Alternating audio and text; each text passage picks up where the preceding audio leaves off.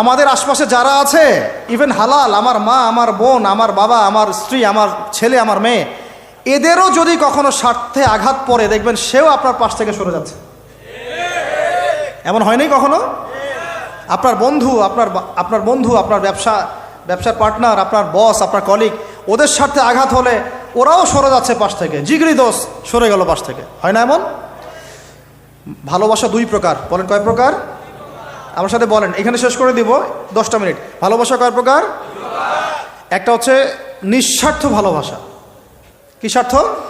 কোনো স্বার্থ নাই, নিঃস্বার্থভাবে ভালোবাসা। আরেকটা হচ্ছে কোনো না কোনো স্বার্থ জড়িত আছে এমন ভালোবাসা। আপনার স্ত্রীর চাহিদাও যদি আপনি পূরণ করতে ব্যর্থ হন, দেখবেন স্ত্রীর সাথে আপনার গন্ডগোল লেগে যাচ্ছে, যদিও সে হালাল, বৈধ, তাই না? এমন হয় না অনেক সময়? আমি তো অনেক দিন বলেছি, অনেক দিন আগেও বলেছি, 5 বছর 6 বছর আগে, যে মানুষ আসলেই মানুষের অবস্থানকে মূল্যায়ন করে, ভিতর থেকে মানুষকে শুধু মূল্যায়ন করে আল্লাহ রাব্বুল আলামিন। না হলে কি হতো? এই যে এত অন্যায় আমরা করেছি, আল্লাহ পাক কি আমাদেরকে ছেড়ে দিয়েছেন, ফেলে দিয়েছেন, গজবে ধ্বংস করে দিয়েছেন? এই যে আল্লাহ পাক যে আমাদেরকে মহব্বত করেন, ভালোবাসেন, তার প্রমাণ এগুলো। আল্লাহ পাক চান যে আমরা যেন ফিরে আসি। আল্লাহ পাক বলছেন, সারা দুনিয়ার সমান গুনাহও যদি সে করে ফেলে, আসমানের সমানও গুনাহ করে ফেলে, খালি তওবা করে ফিরে আল্লাহকে বলবে, আস্তাগফিরুল্লাহাল্লাযী লা ইলাহা ইল্লা হুয়াল হাইয়ুল কাইয়্যুম ওয়া আতুবু ইলাইহি। আল্লাহ পাক বলছেন, খালেস তওবা করলে গুনাহ তো মাফ করে দিবই, আগের গুনাহগুলোকে নেকি দিয়ে পরিবর্তন করে দিব। এটা ভালোবাসা না? আল্লাহ পাক সৃষ্টি করেছেন আমাদেরকে ভালোবেসে। কোরআন খোলেন, সূরা সদ পড়েন, সূরা সদের মধ্যে দেখবেন আল্লাহ বলছেন, খালাকতু বিয়াদি মা মানাআকা আল্লা তাসজুদা খালাকতু বিয়াদাই, মানে তুমি ইবলিস কেন তাকে সেজদা করলা না যাকে আমি নিজ হাতে সৃষ্টি করেছি? এটা মহব্বতের বহিঃপ্রকাশ না? আল্লাহ আমাদেরকে নিজ হাতে সৃষ্টি করেছেন। আল্লাহ পাকের হাত কেমন এটা আমরা ব্যাখ্যা করতে যাব না, হাতের অর্থ কি সেটাও ব্যাখ্যা করার, তাওয়িল করার দরকার নাই। কোরআনে আসছে যেভাবে সেভাবে আমরা ঈমান রাখবো, ঠিক আছে ভাই? এখানে আবার অনেক তালগোল পাকায় ফেলে এবং বিভ্রান্ত হয়ে যায়, এদিকে যাওয়ার দরকার নাই। এখানে বোঝানো হচ্ছে আল্লাহ রাব্বুল আলামিন আমাদেরকে মহব্বত করে সৃষ্টি করেছে। এই পুরো সৃষ্টি জগৎটাই তো আল্লাহর মহব্বতের বহিঃপ্রকাশ। সবকিছু এত নিপুণভাবে চলতেছে, এটা মহব্বতের বহিঃপ্রকাশ না? আমি আপনাদেরকে নিয়ে যদি কোনোদিন কক্সবাজারের সৈকতে তারা দেখাতে পারতাম, তাহলে আমি বুঝাইতে পারতাম আপনাদেরকে যে এই মহাবিশ্বটা ঠিকই আছে কিভাবে। তারার মধ্যে একটা গাণিতিক ক্যালকুলেশন আছে যেটা সবাই জানে না, যারা একটু অ্যাস্ট্রোনমি নিয়ে পড়াশোনা করেছে তারা জানে। আপনার মানে মাথার বিবেকই উল্টায় যাবে যে এত সূক্ষ্মভাবে কিভাবে আল্লাহ রাব্বুল আলামিন এই মহাবিশ্ব সৃষ্টি করলেন। এক চুল এদিক ওদিক হলে পুরো বিশ্ব কায়নাত ধ্বংস হয়ে যাইত। এটা কি আল্লাহ পাকের মহব্বতের বহিঃপ্রকাশ না? আল্লাহ পাক তো বরং বলেছেন পুরো সৃষ্টি পরিবারটাই আল্লাহর আল্লাহর পরিবারের অন্তর্ভুক্ত, সুবহানাল্লাহ। এমনকি আল্লাহ পাক আমাদেরকে বলেছেন, তোমরা জমিনবাসীর সবার উপর রহম করো, ইরহামু মান ফিল আরদ ইয়ারহামুকুম মান ফিস সামা, তোমরা সবার উপর রহম করো, দয়া করো। দয়া রহম এটা তো মহব্বতের একটা অংশ। তোমরা সবার উপর দয়া করো, রহম করো, মহব্বত করো। এটা কি হবে? তাহলে আল্লাহ পাক আসমানে যিনি আছেন, আল্লাহ পাক তোমাদের উপর রহম করবে ইনশাআল্লাহ। তা আমরা সেই মহান সত্তার ভালোবাসার থেকে বের হয়ে হারাম এই যৌন ভালোবাসার দিকে যাওয়ার চেষ্টা করেছি। আসলে এটা ভালোবাসা না, যৌনতা, এর দিকে যাওয়ার জন্য এইসব করছি। আল্লাহ পাক আমাদেরকে মাফ করে যেন হেদায়েত দান করেন। আল্লাহ পাক কত ভালোবাসেন এটা নিয়ে বলতে গেলে আজকে রাত শেষ হবে। দেখেন, আল্লাহ রাব্বুল আলামিন আদম আলাইহিস সালামকে সৃষ্টি করেছেন, করে সমস্ত নাম শিক্ষা দিয়েছেন। নাম মানে হলো ইলম। নাম মানে কি? ভালো না বাসলে আল্লাহ পাক কাউকে সবচেয়ে সেরা কিছু দান করেন?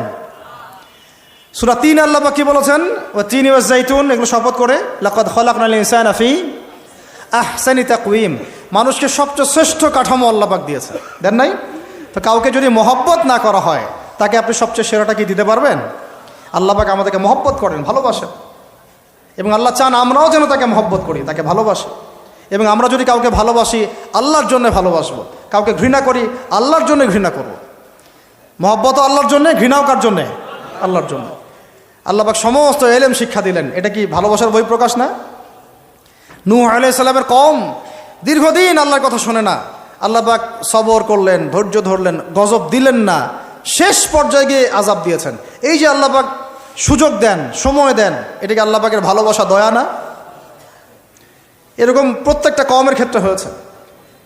আমি তো ফিল করলাম এই ভালোবাসা নিয়ে ঘাটাঘাটি করতে গিয়ে যে আসলে আল্লাহ পাক যে আমাদেরকে সবচেয়ে বেশি মহব্বত করেন, তার সবচেয়ে বড় নিদর্শন কি জানেন? আমাদের কাছে আল্লাহ রাব্বুল আলামিন আল কোরআনের মতো কিতাব নাজিল করেছেন, আর আমাদেরকে আল্লাহ পাক নবী মুহাম্মদ সাল্লাল্লাহু আলাইহি ওয়াসাল্লামের উম্মত বানাইছেন। আল্লাহ পাক যে নবী মুহাম্মদ সাল্লাল্লাহু আলাইহি ওয়াসাল্লামকে এই দুনিয়াতে পাঠিয়েছেন না, এটাই সবচেয়ে বড় মহব্বত, সবচেয়ে বড় রহমত। কারণ তার সুন্নতে এমন কিছু নাই যেটা আপনি খুঁজে পাবেন না। আর তিনি আমাদেরকে যে মহব্বত করতেন, মুহাম্মদ সাল্লাল্লাহু আলাইহি ওয়াসাল্লাম আমাদেরকে যে মহব্বত করতেন, তিনি আমাদেরকে বলতেন যে আমরা তার ভাই। আমরা তার কি ভাই? মানে কি মায়ের পেটের ভাই? এটা বোঝানো হয় নাই। একটা হাদিসে তিনি বলেছেন আমি তো পিতৃতুল্য। তার মানে কি সত্যি সত্যি বাবা সন্তানের সম্পর্ক? রুহানি পিতা।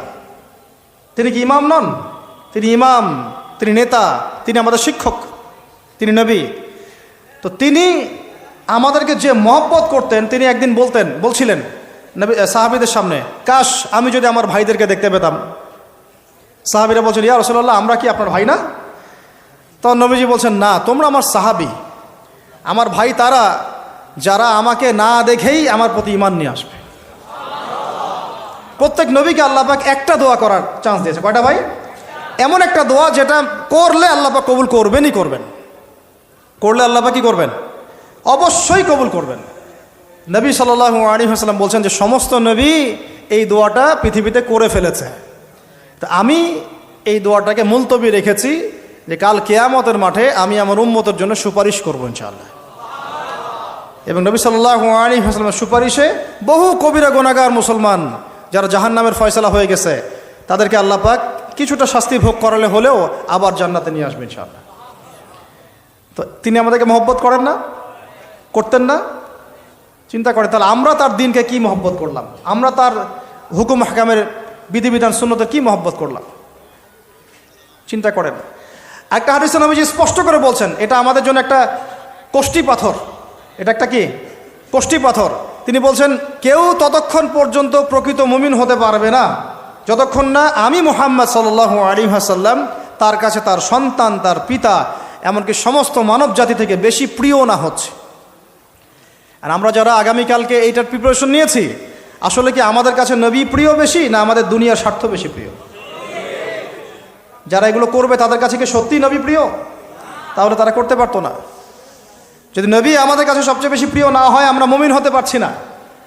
আর যাদের কাছে নবী প্রিয় তারা কখনো এমন হারাম কাজে যেতে পারবে না। যারা যাচ্ছে তারা কখনোই নবীকে ভালোবাসে না, কোশ্চিনকালেও না। শোনেন, উমর রাদিয়াল্লাহু আনহুর নাম শুনেন নাই?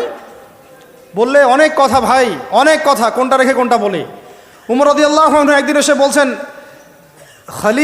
খলিফাতুল মুসলিমিন, মুসলিমদের তিনি খলিফা। জান্নাতের সুসংবাদপ্রাপ্ত 10 জন সাহাবীর একজন। জান্নাতের সার্টিফিকেট পেয়েছেন পৃথিবীতে কয়জন সাহাবী? একটা হাদিসে একসাথে 10 জন। ওই 10 জনের অন্যতম একজন, যিনি এমন শাসন ব্যবস্থা পৃথিবীতে প্রতিষ্ঠা করেছিলেন যার মতো মিসাল এখন পর্যন্ত পৃথিবীতে আর দেখা যায় নাই। একটা হাদিসে আসছে যে রাস্তা দিয়ে ওমর হাঁটে ওই রাস্তা দিয়ে শয়তান হাঁটে না। কি বুঝলেন? শয়তান যদি দেখে ওই যে ওমর, ও আর ওই যাবে না ওই রাস্তার মধ্যে। এই হচ্ছে ওমর ইবনুল খাত্তাব। আমার পরে কোনো নবী নাই। নবীজি বলছেন আমার পরে কোনো নবী নাই, লা নবিয়্যা বা'দি, আমার পরে কোনো নবী নাই। যদি হতো তাহলে ওমর হতো, যদি হতো তাহলে ওমর হতো। অন্য একটা হাদিসে আসছে আমার পরে কোনো নবী নাই, তবে তুমি আমার, এটা অন্য সাহাবী সম্পর্কে, আলী ইবনে আবি তালিব সম্পর্কে, তুমি আমার জীবনে তেমন মূসার জীবনে হারুন ছিল যেমন। এটা হচ্ছে আলী ইবনে আবি তালিব। তো এখানে কথা হচ্ছে উমর রাদিয়াল্লাহু আনহুর মতো মানুষ নবীর কাছে এসে বলছেন সাল্লাল্লাহু আলাইহি ওয়াসাল্লাম, ইয়া রাসূলুল্লাহ ওয়াল্লাহি লা উহিব্বুক, আল্লাহর কসম করে বলছি আমি আপনাকে অনেক মহব্বত করি, ইল্লা মিন নাফসি, আমার নফসের চেয়ে বেশি না। মানে আমি আমার জানের চাইতে আপনাকে বেশি মহব্বত করি না। কথা কি বুঝতে পারতেন কি? মানে আমি আপনাকে অনেক মহব্বত করি ইয়া রাসূলুল্লাহ, সব কিছু থেকে বেশি মহব্বত করি, কিন্তু আমার নিজের জানের চেয়ে বেশি না। নবী সাল্লাল্লাহু আলাইহি ওয়াসাল্লাম বলছেন লা ইয়া ওমর, এখনো মুমিন হওনি ওমর। কাকে বলছেন? কাকে বলছেন? জান্নাতের সার্টিফিকেট প্রাপ্ত একজন মানুষকে। লা ইয়া ওমর, এখনো হওনি। তখন নবী সাল্লাল্লাহু আলাইহি ওয়াসাল্লামকে তিনি একটু পর আবার বলছেন ইয়া রাসূলুল্লাহ ওয়াল্লাহি আলান, এখন লা হাব্বা ইলাইয়া মিন কুল্লি শাই হাত্তা মিন নাফসি, এখন থেকে আপনি আমার কাছে সবচেয়ে বেশি প্রিয় সব কিছু থেকে, এমনকি আমার নফসের থেকেও বেশি প্রিয়। তখন নবীজি বলছেন আলান ইয়া ওমর, হ্যাঁ এখন ওমর, এখন তুমি মুমিন হলে। তাহলে যারা আমরা নবীর সুন্নতের খেলাফ এইসব অপসংস্কৃতি, নোংরামি, জেনা, ব্যভিচার, কনসার্ট, নাটক, সিনেমা, পরকিয়া, এইসব তথাকথিত ভালোবাসা দিবস, এই জেনা দিবসগুলো পালন করছি, আমরা কি আসলেই নবীকে ভালোবাসি? আমরা কি সত্যি আল্লাহকে ভালোবাসি? আল্লাহ পাক আমাদেরকে বোঝার তৌফিক দান করেন, জাহিলিয়াত থেকে ফিরে আসার তৌফিক দান করেন। এরকম প্রচুর ঘটনা। ভালোবাসা তো এগুলোর নাম। ভালোবাসা কাকে বলে জানেন? সাহাবীরা বাসায় যেতেন, আবার দৌড় দিয়ে আসতেন নবী সাল্লাল্লাহু আলাইহি ওয়াসাল্লামের চেহারাটা একটু দেখার জন্য। এটা নাম ভালোবাসা। আপনারা যদি ওমরা করতে যান, হজ করতে যান, দেখবেন বারবার আপনার নবীর রওজায় গিয়ে সালাম দিতে মন চাইবে, যে আরেকবার দেখা করে আসি, আরেকটু দেখা করে আসি, আরেকবার সালাম দিয়ে আসি। ভালোবাসা কোনো স্বার্থ আছে এখানে? নবী সাল্লাল্লাহু আলাইহি ওয়াসাল্লাম কি আমাদের কাছে কোনো স্বার্থ দাবি করেছেন? আল্লাহ করেছেন। এগুলো ভালোবাসা। এই ভালোবাসা হলো প্রকৃত ভালোবাসা। আর এগুলো যেটা চলছে এটা হচ্ছে যৌনতা। এগুলো কি চলছে? যৌনতা। ভালোবাসার নাম দিয়েছে এখন যৌনতা। এগুলো ভালোবাসা না, এগুলো পাশবিকতা, প্রবৃত্তির দাসত্ব। প্রবৃত্তি মানে মন যা চাই তাই করতে চাচ্ছেন। আপনার মন চাইছে একটা মেয়ের সাথে রাত কাটাবেন, এটাকে আপনি ভালোবাসা নাম দিলেন, কিন্তু এটা হচ্ছে ভালোবাসা না, এটা কি প্রবৃত্তি, পশুত্ব, দাসত্ব, পশুত্বের দাসত্ব করছেন। আল্লাহ পাক আমাদেরকে কথাগুলো বোঝার তৌফিক দান করে। এরকম সাহাবীরা কত ত্যাগ করেছেন। তালহা রাদিয়াল্লাহু আনহুর নাম শুনেন না অনেকেই। নবী সাল্লাল্লাহু আলাইহি ওয়াসাল্লাম উহুদ যুদ্ধের দিন সংকটময় একটা অবস্থায় ছিলেন। তালহা রাদিয়াল্লাহু আনহু একা নবী সাল্লাল্লাহু আলাইহি ওয়াসাল্লামকে ঢাল হিসেবে পিঠ পেতে দিয়ে আসেন, উনার দিকে কোনো তীর যেন আসতে না পারে। শেষে দেখা গেল তার গায়ের মধ্যে 40 থেকে 50টা তরোয়ারের আঘাত আছে, তীরের খোঁচা আছে, বর্ষার খোঁচা আছে। এই অবস্থায় তিনি নবীকে কাঁধের মধ্যে নিয়ে উহুদ পাহাড়ে উঠেছেন নবীকে সেভ করার জন্য। এটা ভালোবাসা। এটা কি? কোন স্বার্থে? কিসের স্বার্থে? দুনিয়ার স্বার্থে? জান্নাতের স্বার্থে। একজন সাহাবী বাড়ি নির্মাণ করেছেন, তো নবী সাল্লাল্লাহু আলাইহি ওয়াসাল্লাম দেখে একটু খালি মানে হয় না, তুমি কার বাড়ি এটা? বললেন আচ্ছা অমুক সাহাবীর বাড়ি। নবীজি একটু ভ্রু কুঞ্চিত করলেন, পছন্দ করলেন না, কিছু মুখে বলেন নাই, মুখে কিছু বলেন নাই, খালি একটু অসন্তুষ্ট হয়েছেন, এক্সপ্রেশন দেখতে বোঝা যাচ্ছে। তখন ওই সাহাবীকে জানানো হলো, তোমার বাসার সামন দিয়ে তো আল্লাহ নবী সেদিন হেঁটে গেলেন, তারপরে আমার বাসা দেখে, তোমার বাসা দেখে আল্লাহ নবী সাল্লাল্লাহু আলাইহি ওয়াসাল্লাম একটু অসন্তুষ্টি প্রকাশ করেছিলেন, মুখে কিছু বলেন নাই, এক্সপ্রেশন ছিল একটু অসন্তুষ্টিমূলক। 3 দিনের মধ্যে সেই বাড়ি ভেঙে গুড়িয়ে দিয়েছে। যেই বাসা দেখে আল্লাহ নবী সন্তুষ্ট হন, আমি বাসা রাখবই না। ভালোবাসা কিসের জন্যে? কার জন্যে? কার স্বার্থে বলেন? আল্লাহর জন্যে, জান্নাতের জন্যে, আল্লাহর স্বার্থে, আল্লাহর জন্যে। কতগুলো বলে শেষ করবো আপনাদেরকে। সাদ বিন আবি ওয়াক্কাস রাদিয়াল্লাহু আনহু উহুদ যুদ্ধদিন এইরকম করে তীর নিক্ষেপ করছেন। আল্লাহ নবী বলছেন, ইয়া সাদ, হে সাদ, তীর ছুঁড়ো, তোমার জন্য আমার পিতামাতা কুরবান হোক। আশপাশে 9 জন ছিল, তার মধ্যে একজন করে শহীদ হতে শেষে 2 জন বেঁচে থাকলো, সাদ বিন আবি ওয়াক্কাস, তালহা বিন ওবাইদুল্লাহ রাদিয়াল্লাহু আনহু। এগুলো তারা কেন করেছেন? ভালোবাসার জন্যে। ভালোবাসা এগুলোর নাম। কতগুলো বললে শেষ করবো আপনাদেরকে বলেন। নবী সাল্লাল্লাহু আলাইহি ওয়াসাল্লামের কাছে একজন সাহাবী আসেন ইসলাম কবুল করতে এসে হাতের মধ্যে কিছু বালা আংটি থাকে না, এগুলো ছিল, এগুলো খুলে ফেলে দিয়েছেন নবী সাল্লাল্লাহু আলাইহি ওয়াসাল্লাম, খুলে ফেলে দিয়েছেন। তো একটা খুব দামি সোনার আংটি ছিল, ফেলে দেওয়ার পরে অনেকে বলছে তুমি তো এখন মুসলিম হয়েছো, ইসলাম কবুল করেছো, তো আচ্ছা ঠিক আছে, ওইটা না হয় নবীজি পড়তে নিষেধ করেছেন, তুমি ওইটা নিয়ে বিক্রি করে দাও, বিক্রি করে না হয় ওই টাকা দিয়ে অন্য কিছু করো। উনি বলছেন কখনো না, আমার হাত থেকে আল্লাহ নবী খুলে একটা জিনিস ফেলে দিয়েছেন, আমি সেটা আবার নিতে যাব? কিসের জন্য এগুলা? এটা ভালোবাসা, মুহাব্বত। আল্লাহ পাক এটাই কোরআনে বলছেন যে কুল, হে নবী আপনি বলে দিন, ইন কুনতুম তুহিব্বুন আল্লাহ, তোমরা যদি আল্লাহকে মহব্বত করেই থাকো, আল্লাহকে সত্যিকার অর্থে ভালোবেসেই থাকো, ভালোবাসার দাবি করেই থাকো, ফাত্তাবিউনি, তাহলে নবীর আনুগত্য করো, ইউহিব্বুকুমুল্লাহ, তখন আল্লাহ তোমাদেরকে ভালোবাসবেন, ওয়া ইয়াগফির লাকুম যুনুবাকুম, তোমাদের সব গুনাহ আল্লাহ মাফ করে দিবেন, আল্লাহু গফুরুর রহিম। এই হলো ভালোবাসা। ভালোবাসা মানে কি? ভালোবাসা মানে হচ্ছে আসসামু ওয়া তাআ, আমি নবী এবং আল্লাহ এবং তার রাসূলের কথা শুনবো এবং আনুগত্য করব, শুনবো এবং এর নাম ভালোবাসা। শুনবো, আনুগত্য করব, তাহলে আমরা কি শুনবো, কি আনুগত্য করব? আমাদেরকে প্রথমে কোরআন পড়তে হবে, কোরআনের অনুবাদ জানতে হবে, কোরআন অনুযায়ী জীবন করতে হবে, 5 ওয়াক্ত নামাজ পড়বো ইনশাল্লাহ, হালাল খাবো, জাকাত দিব, রমজানে সওম রাখবো, নবীর সুন্নাহ অনুযায়ী জীবনযাপন করব এবং সুন্নাহ বিরোধী, কোরআন বিরোধী, ইসলাম বিরোধী কোনো কাজে আমি লিপ্ত হব না। এই তো ভালোবাসা।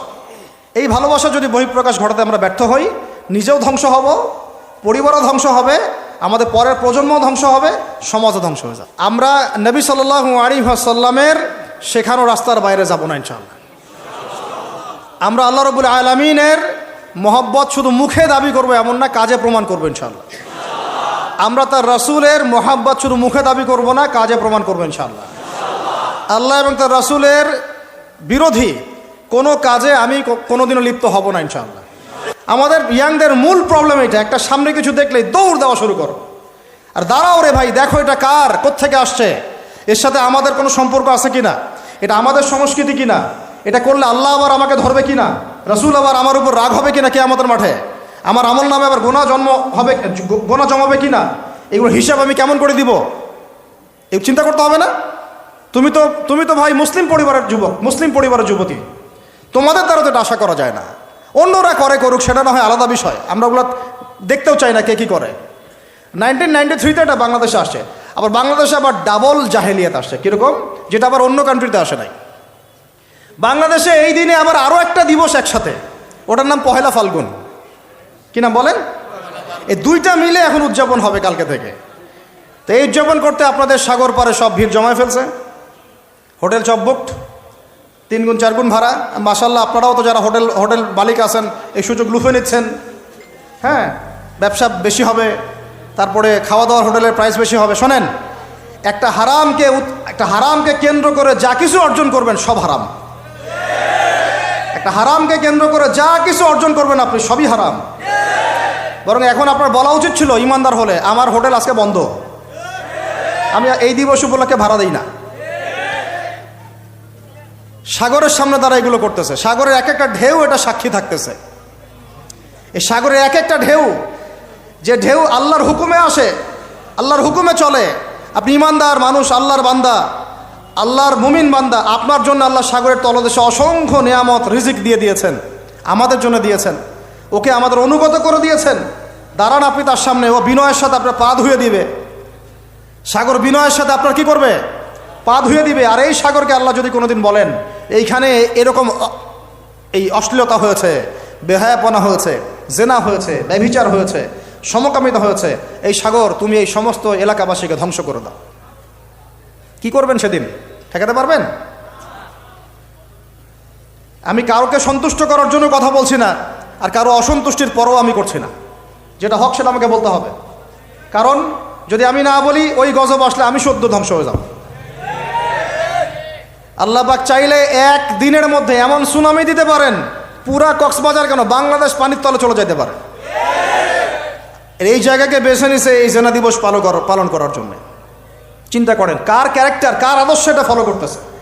আল্লাহ পাক কোরআনে বলেছেন, লাকাদ কানা লাকুম ফি রাসূলিল্লাহি উসওয়াতুন হাসানা, তোমাদের মধ্যে আল্লাহর নবী মুহাম্মদ সাল্লাল্লাহু আলাইহি ওয়াসাল্লামের মধ্যেই আছে সর্বোত্তম আদর্শ। আর এই দিবস পালনের মধ্য দিয়ে আপনারা ওই সেন্ট ভ্যালেন্টাইন্স ওর আদর্শ ফলো করতেছেন। বলি নাউযুবিল্লাহ। হাদিসে নবীজি বলছেন, আল মারউ মা'a মান আহাব, যে যাকে ভালোবাসবে। অন্য হাদিসে আসছে যে কম যার সাদৃশ্য অনুসরণ করবে তার সাথেই তার হাসর হবে। তাহলে আপনারা তার সাথে হাসরের প্রিপারেশন নিতে থাকেন।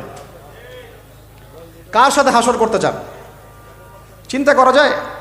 আনাস রাদিয়াল্লাহু আনহু বলতেন যে আমি আল্লাহর নবীকে ভালোবাসি, আমি আবু বকরকে ভালোবাসি, আমি ওমরকে ভালোবাসি রাদিয়াল্লাহু আনহুম আজমাইন। যদিও আমার আমল তাদের মতো নয়, তারপরে আমি আশা করি এই ভালোবাসার খাতিরে আল্লাহ তাদের সাথে আমাকে হাসর করাবেন। চিন্তা করা যায়। আজকে একটা হাদিস পড়ছিলাম যে কিয়ামতের মাঠে শহীদরা পর্যন্ত ঈর্ষান্বিত হবে, নবীরা ঈর্ষান্বিত হবে একদল মানুষকে দেখে, যে আল্লাহ পাক তাদেরকে নূর দিবেন, চেহারা আলোকিত হয়ে থাকবে। তারা শহীদ হয় নাই, তারা নবীও ছিল না, বরং তারা তাদেরকে দেখে ঈর্ষান্বিত হবে। আল্লাহ পাক বলবেন, এরা আমার সেই সব বান্দা যারা একে অপরকে মহব্বত করত শুধু আমার সন্তুষ্টির জন্যে। আর আমরা জেনাকে মহব্বত নাম দিয়েছে। এখন আমি এই জায়গাটা থেকে একটু ভিতরে যাই। দেখেন, এই 1993 সালে এটা চালু হওয়ার পর থেকে কি হলো, আসলে হলোটা কি দেখেন। হলো মানে কি, একটু মনোযোগ দাও আমার দিকে তোমরা ইয়াংরা। যখন এটা লাইসেন্স পেয়ে গেল, পৃষ্ঠপোষকতা পাচ্ছে, তখন আসলে হচ্ছেটা কি? একটা জিনিস লাইসেন্স ছিল না, পৃষ্ঠপোষকতা ছিল না, মানুষ অল্প কিছু মানুষ করতো, সেটা আলাদা বিষয়। আর যখন একটা বিষয়ে মানে আপনি ঢাকঢোল পিটায়ে উদযাপন করতেছেন, তখন এটা একটা কি পেয়ে যায়, একটা আনুষ্ঠানিকতা পেয়ে যায়, একটা লিগালাইজড হয়ে যায় জিনিসটা। মনে হয় যে ওটাই মনে হয় করণীয়, ওটা যারা করছে না ওরাই মনে হয় ব্যাকডেটেড, এমন হয়ে যায় বিষয়টা। হলো কি তারপরে হলো ছেলে মেয়েদের ফ্রি একটা মিক্সিং শুরু হয়ে গেল। ছেলে মেয়ে মানে আল্লাহ পাক যে বলেছেন যে তোমরা দৃষ্টি নিচু করো, এটা যে কোরআনে আছে যে একটা গায়রে মাহরামের দিকে চোখ পড়লে যদি খারাপ চিন্তা চলে আসে চোখটা কি করো, নিচু করো, ছেলে হোক মেয়ে হোক। এই আয়াত কোরআনেই পড়ে থাকলো, চক্ষু নিচু করো তো দূরের কথা, চোখে চোখ রেখে এখন কিস করতেছে মনে করেন, বিষয়টা তাই না? কথা কি বুঝতে পারেন? আল্লাহ পাক কোরআনে বলছেন, আমি শর্ট করে বলতেছি যাতে আপনাদের টাইমটাও মানে একটা ফ্যাক্ট, আপনারা বাসায় গিয়ে পড়ে দেখবেন। আল্লাহ পাক কোরআনে বলেছেন ওয়ালা তাকরাবা হাযিহিশ শাজারা, একটু বোঝার চেষ্টা করেন। এই কথাটা আল্লাহ পাক বলেছেন আমাদের পিতা এবং মাতাকে, আদম আলাইহিস সালাম এবং হাওয়া আলাইহিস সালামকে। দেখো তোমরা জান্নাতের সব জায়গায় ঘোরো, খাও, কোনো সমস্যা নাই। ওয়ালা তাকরাবা হাযিহিশ শাজারা, এই গাছে উঠবা না, কথাটা এমন না। এই গাছের পাতা ধরবা না, কথাটা এমন না। এই গাছের ফল টান দিও না, কথাটা এমন না। এই গাছের ছায়ায় বসিও না, কথাটা এমন না। আল্লাহ পাক বলছে ওয়ালা তাকরাবা, এই গাছের কাছেও, আরো জোরে বলেন, এই গাছের কাছেও যেও না। ফল খাওয়া তো দূরের কথা, গাছে উঠা তো দূরের কথা, গাছের নিচে বসা তো দূরের কথা, কাছেও সেম কথা আল্লাহ পাক সূরা বনি ইসরাঈলের মধ্যে বলছেন ওয়ালা তাকরাবুজ জিনা, তোমরা জিনার কাছেও। বলা হয় নাই যে তুমি দেখা সাক্ষাৎ করো না, ভ্যালেন্টাইন্স ডে পালন করো না তথাকথিত, তুমি ওর হাত ধরো না, তুমি ওর দিকে খারাপ নজরে তাকিও না, তুমি ওকে কিস করো না, তুমি সব করো কিন্তু মানে বিশেষ কাজটা করো না, তার সাথে অন্তরঙ্গ মিলিত হয়েও না, এগুলো বলা হয়নি। কি বলা হচ্ছে? ওর কাছেও। আর আমরা এখন কাছে যেও না আল্লাহ কোরআনে বলেছেন, আর সমাজ বলতেছে এটাই হলো কাছে আসার গল্প। এটা কি কাছে আসার? তাহলে কোরআন একদিকে যাচ্ছে, সুন্নাহ একদিকে যাচ্ছে, আপনার ইসলাম একদিকে যাচ্ছে, আল্লাহ একদিকে, রাসূল একদিকে, সমাজ। তাহলে নিঃসন্দেহে এই সমাজের উপর আল্লাহর বরকত নাজিল হবে, আল্লাহর রহমত আসবে। এটা বোঝার চেষ্টা করেন। এরপরে কি হলো 93 পর থেকে ফ্রি মিক্সিং বেড়ে গেল। এখন দিবস পালন, আপনি তো পরিবারের পিতামাতাও মেনে নিচ্ছে যে আরে এটা তো ছেলেমেয়েরা এখন করেই, সমস্যা কি? ফ্রি মিক্সিং বেড়ে গেল, ফ্রি মিক্সিং বাড়া মানে জেনা বাড়া, এখন অবৈধ সম্পর্ক বেড়ে গেল, কেউ এটাকে জেনা মনেই করবে না, জেনা হয়ে গেল সহজ, একদম সহজ। যেই জেনার কারণে সমাজে এমন মহামারী নেমে আসে, এমন রোগ নেমে আসে যেটা আগে কখনো ছিল না। কে টিকতে পারছে? ফেরাউন টিকতে পারছে? নমরুদ টিকতে পারছে? কে টিকতে পারছে পৃথিবীতে? আদ জাতি, সামুদ জাতি, কওমে নূহ, কওমে শুআয়ব, কে টিকতে পারছে? এখনকার নব্য যারা ফেরাউন, নব্য নমরুদ, নব্য আবু জাহেল, এরাও টিকতে পারবে? কোশ্চিনকালেও না। দেখেন তারপরে ফ্রি মিক্সিং বেড়ে গেল, প্রেমিক প্রেমিকা কপতি যুগল বিনিময়, যুগলবন্দি হচ্ছে। তারপরে জেনা বেড়ে গেল, পরকীয়াও বেড়ে গেল, জেনাও বেড়ে গেল, পরকীয়াও বেড়ে গেল। অথচ কোরআন বলছে জেনা করলে কোরআনের শাস্তি হচ্ছে 100 বেত্রাঘাত দিতে হবে। কতটা? আর ওইটা আপনি দিবস পালন করতেছেন এখন। আল্লাহ বলছেন এটা করলে 100 বেত্রাঘাত, আর 1 বছরের জন্যে ওই এলাকা থেকে নির্বাসন। এটা কোরআন বলছে, সূরা নূরের আয়াত 2 নম্বর 3 নম্বর আয়াত। এটা বলছে কোরআন, কথা বলছে এটা। আর সমাজ বলতেছে আসো কাছে আসার গল্প, আরো জেনা করো। আল্লাহ বলছেন কাছেও যেও না, আমি বলছি এটাই কাছে আসার গল্প। এরপরে বাড়লো পরকীয়া, এর সাথে আরো বিভিন্ন সিরিয়াল, হিন্দি সিরিয়াল, এইটা স্টার জলসা, জি বাংলা দেখে দেখে আমাদের একদম মাথাটা খারাপ হয়ে গেল আর কি। বাসায় বউ, বাইরে আরো 3টা-4টা, বাসায় স্বামী, বাইরে 3টা-4টা। এই সমস্যাটা রেয়ার না, অনেক বেশি ঘরে ঘরে ঢুকছে এটা এখন। এই হলো আমাদের অবস্থান। এরপরে আমরা দাবি করতেছি আমরা মুসলমান, আমরা মানে মরার সাথে সাথেই জান্নাতে চলে যাবো, নাউযুবিল্লাহ। চিন্তা করা যায়? আমরা দাবি করতেছি আমরা মুহাম্মদ সাল্লাল্লাহু আলাইহি ওয়াসাল্লামের উম্মত, আমরা তার হাতে হাউজে কাউসারও চাই, তার সুপারিশও মানে প্রত্যাশা করি, আর পুরো জীবনটা উপর থেকে নিচ পর্যন্ত তার বিরুদ্ধাচরণ করে চালাচ্ছে। এটা আমাদের দেশে 1993 থেকে শুরু হলো। ভালোবাসা মানে কি? স্বার্থ ত্যাগ করে তার স্বার্থ দেখা, তাই না? সম্মান। ভালোবাসার ডেফিনেশন কি? ভালোবাসা মানে কি? আমি আমার ওয়াইফকে ভালোবাসি, তার মানে কি আমি তার ইজ্জতের জিম্মাদার, তার দিকে চোখ তুলে কেউ খারাপ চোখে তাকাতে পারবে না। ভালোবাসি আমি তাকে, সে আমার, আমি তাকে অন্যের সামনে শো করতে পারবো না, সে আমার। ভালোবাসা মানে আমি তাকে বিশ্বাস করি, আমি তাকে কি করি?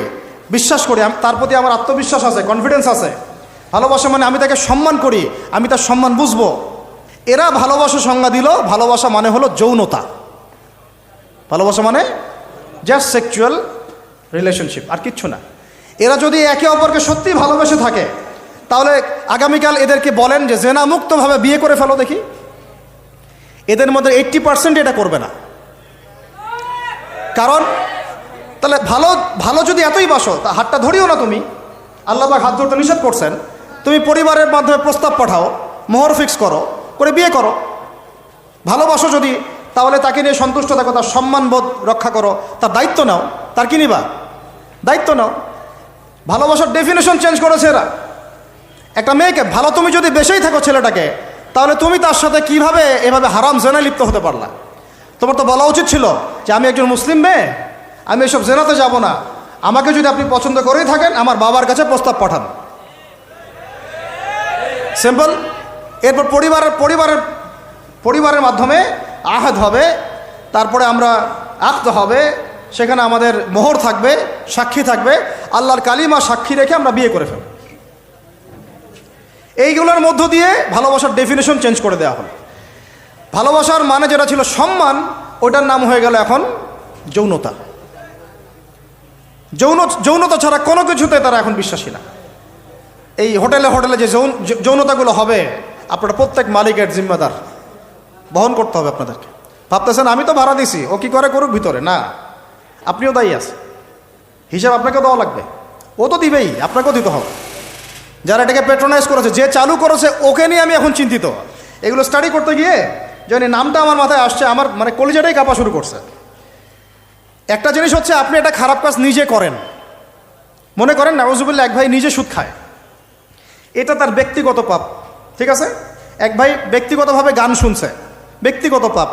এক ভাই ব্যক্তিগতভাবে হয়তো কেউ নাউজুবিল্লাহ জেনা করেই ফেলছে, এটা তার কি? ব্যক্তিগত পাপ। আল্লাহর কাছে ইস্তেগফার করবে, তওবা করবে, আল্লাহ চাইলে মাফ করে দিবেন, পাপ গোপন করে দিবেন ইনশাআল্লাহ, তাই তো? এটা একটা সুরত। একটা সুরত কি? আমি সুদ নিজে খাইছি, আরও লক্ষ কোটি মানুষকে খাওয়াইছি। আমি জেনা নাউজুবিল্লাহ সে নিজে করছে, অন্য আরও লাখ লাখ মানুষ, যুবক যুবতীকে জেনাতে উৎসাহিত করতেছে। নিজে গান শুনছে, মানুষকে শোনাচ্ছে, নিজের মৃত্যুর পরেও সেই গান বাজতেছে। এটা হচ্ছে গুনাহে জারিয়া। এটা কি? গুনাহে জারিয়া।